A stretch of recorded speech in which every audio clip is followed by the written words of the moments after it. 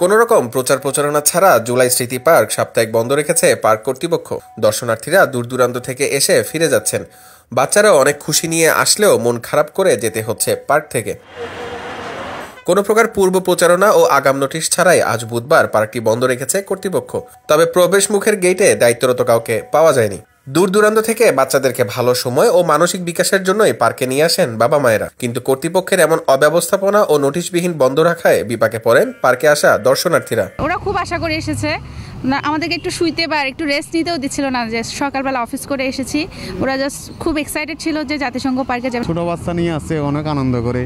মানে এই ধরনের কর্তৃপক্ষ যেন এই ধরনের সিদ্ধান্ত নেয়, এদের কর্তৃপক্ষের এই ধরনের সিদ্ধান্তের জন্য ছোট বাচ্চারা আমরা যে অবসর সময় কাটাই এখানে কষ্ট পাচ্ছি। পার্কে শখানেক মানুষ এসে নির্বাক হয়ে আবার ফিরে যাচ্ছেন। কর্তৃপক্ষের দুর্বলতার জন্য ভোগান্তি দর্শনার্থীদের। আমরা যেটা জেনে এসেছি তথ্যটা, সেটা হলো যে গতকাল 9:30 করে অনলাইনে পেয়েছি যে এটা বিকেল 3টা থেকে রাত 9টা সন্ধ্যা 6টা পর্যন্ত খোলা থাকবে।